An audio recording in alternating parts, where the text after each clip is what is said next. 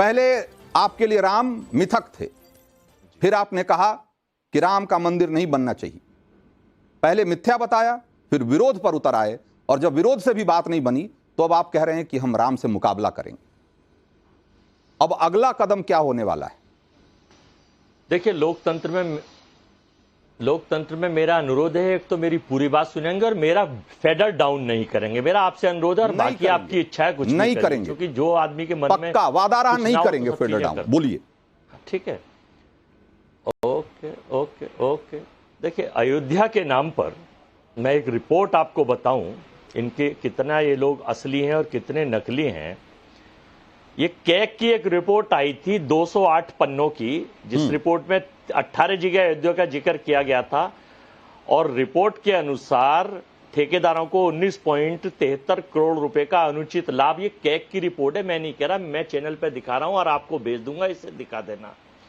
एक नंबर। दूसरा number, deputy CM जो हैं इनके, दिनेश कौशिक जी, जिनको अभी राज्यसभा का सम्मानित सदस्य बनाया गया है, उस वक्त उत्तर प्रदेश के डिप्टी सीएम थे, उप मुख्यमंत्री थे। सीता माता को, जननी को कहा कि परख नली शिशु हैं। ये भी भारतीय जनता पार्टी के कर्म और कर्तव्य हैं। इनके जितेंद्र सिंह साहब भारत सरकार के मंत्री हैं, संसद में, देश की सबसे बड़ी पंचायत में। राम सेतु पर उनका स्टेटमेंट था कि वो सेतु का अनुमान, उसके बारे में कोई कंफर्मेशन नहीं है, ये भी उन्हीं का स्टेटमेंट था। उन्होंने कहा कि हम देख सकते हैं, लेकिन उसके लिए कुछ नहीं कहा।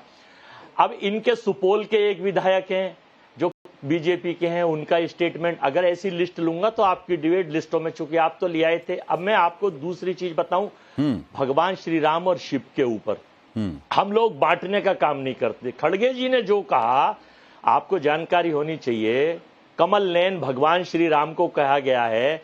जब वो शिवलिंग की पूजा कर रहे थे, स्थापना कर रहे थे, तो एक कमल का फूल कम पड़ गया था, तो भगवान श्री राम ने अपनी एक आंख से आंख निकाल के शिवजी को अर्पित करती थी। शिवजी भगवान के आराध्य देव हैं, ये आपको शायद जानकारी नहीं है, मैं आपकी जानकारी के लिए बता दूं, भगवान शिव के आराध्य देव हैं। अगर इतनी जानकारी रखते हैं तो थोड़ा सा खड़गे जी को भी पता होना चाहिए ना, खड़गे जी को भी बांटिए ना ये सब। और पता नहीं, आप मैं हो सकता है कि गलत हूं, लेकिन मुझे लगता है कि वो भगवान शिव की आराधना नहीं कर रहे थे, वो शक्ति की आराधना कर रहे थे, और उस समय उनके एक कमल जो है उनके कम रह गए थे, तो उन्होंने कहा कि मुझे कमल नयन कहा करती थी मेरी माता, तो उन्होंने अपने आंख अर्पित कर दिया था। हाँ, खैर चलिए, मैं उसमें नहीं जाऊंगा। मैं तो ये कह रहा हूं कि लेकिन अगर इतनी समझ रखते ही हैं तो इस तरह की बातें क्यों करते हैं? फिर भगवान शिव को राम से लड़ाने की बात क्यों करते हैं? शलभ मणि त्रिपाठी क्यों करते हैं? जरा आप ही बताइए, आप ही कुछ प्रकाश डालिए ना। मेरी बात तो सुन लीजिए पूरे। फिर आएंगे ना आपके पास, आएंगे। शमी शाम निर्वाण। रंजीत जी, मुझे लगता है कि पूरा सुन लीजिए। रंजीत जी, मुझे लगता है कि आज अजय जी, अगर कांग्रेस के प्रवक्ता की बजाय इतना इनको अगर ज्ञान है, एक हिंदू होने के नाते आपके टीवी चैनल पर बैठे होते तो शायद इनको भी उतनी तकलीफ हो रही होती जितनी मुझे है। मैं आज एक प्रवक्ता के नाते नहीं, एक हिंदू होने के नाते, एक राम भक्त होने के नाते, एक शिव भक्त होने के नाते आज मुझे इस बात की बहुत पीड़ा है, लेकिन मुझे हैरानी करते ही नहीं है। मैं रंजीत जी आपको देख रहा था, आपने बहुत अच्छी व्याख्या की, लेकिन कांग्रेस पार्टी के अध्यक्ष या कांग्रेस पार्टी का कोई नेता भगवान राम के खिलाफ लड़ने की अगर बात करता है तो मुझे हैरानी नहीं होती, क्योंकि ये तो भगवान राम के खिलाफ लड़ते आए हैं। आप जरा मुझे बताइए, जहां तक मैं जानता हूं रंजीत जी, आप संभवतः बिहार से ताल्लुक रखते हैं, आपके गांव में कोई जाए और आपसे कहे कि नहीं, आपके गांव वालों से कोई कहे कि आप काल्पनिक है, रंजीत कुमार तो कोई है ही नहीं, रंजीत कुमार का तो कोई वजूद नहीं है, आपको कैसा महसूस होगा? कितनी पीड़ा होगी? भगवान राम की अयोध्या में जो अदालत लगती थी, कचहरी लगती थी, वहां कांग्रेस पार्टी के भेजे हुए वकील जाते थे, 25-25 वकील जाते थे, और आपने तो कवर किया है। वो वकील खड़े होकर कहते थे कि भगवान राम का तो कोई वजूद नहीं है, भगवान राम तो काल्पनिक है, भगवान राम का तो यहाँ कोई मंदिर नहीं था। भगवान राम के खिलाफ जब 25 वकील लेकर कांग्रेस पार्टी लड़ती थी, तो आज अगर मल्लिकार्जुन खड़गे जी कह रहे हैं कि भगवान राम से लड़ना है, तो कम से कम मुझे तो कोई हैरानी नहीं होती। ये तो लड़ते ही आए हैं। आजादी के बाद से लगातार पिछले 70 वर्षों में कांग्रेस पार्टी भगवान राम से लड़ी है, भगवान शिव से लड़ी है, बाबा विश्वनाथ के मंदिर का इन्होंने क्या हाल कर रखा था, भगवान कृष्ण से लड़ते रहेंगे। आप देखिए मथुरा में क्या हाल कर रखा था, राम सेतु को तोड़वाने की पूरी व्यवस्था कर दी थी। कपिल सिब्बल कोर्ट के भीतर जाते थे, जो इनकी पार्टी के जितनी मजबूती से भगवान राम के मंदिर के खिलाफ लड़ते थे कपिल सिब्बल, उतना ही उनको प्रमोशन मिलता था, अगली बार राज्यसभा भेज दिए जाते थे। अगली बार उनको ओहदा बढ़ा दिया जाता था। क्यों? क्योंकि लड़ना होता था। किसके इशारे पर? मुझे कष्ट के साथ कहना पड़ता है, भारतीय संस्कृति में जो पला बढ़ा हो, जो जन्म लिया हो, उसको जरूर पीड़ा होगी भगवान राम के बारे में अगर कोई कुछ बोलेगा। अजय जी भले अपने प्रवक्ता के नाते बैठे हो, पर पीड़ा इनको भी होगी। पर अपने राष्ट्रीय अध्यक्ष के खिलाफ कैसे बोले? अब जिसके पार्टी के प्रमुख को भारतीय संस्कृति की कोई जानकारी नहीं है, जिसको भारतीय संस्कृति के बारे में कोई जुड़ाव नहीं है, जिनका कोई लगाव नहीं जानकारी है, तो या तो जानकारी लेनी चाहिए और नहीं तो उस पर बोलने से बचना चाहिए। मुझे लगता है कि यही दो तरीका है, लेकिन ये दोनों में से कुछ नहीं कर रहे। सिर्फ यही नहीं, राहुल गांधी भी ऐसा ही करते हैं। कैसे करते हैं वो बताएंगे, लेकिन वो सवाल सबसे पहले जिसका जवाब हमने लोगों से जानना चाहा, और इस सवाल के जवाब में लोग क्या कह रहे हैं कि कांग्रेस राम से मुकाबले की बात क्यों करती है, इस सवाल के जवाब में लोग क्या कह रहे हैं जरा दिखाइए।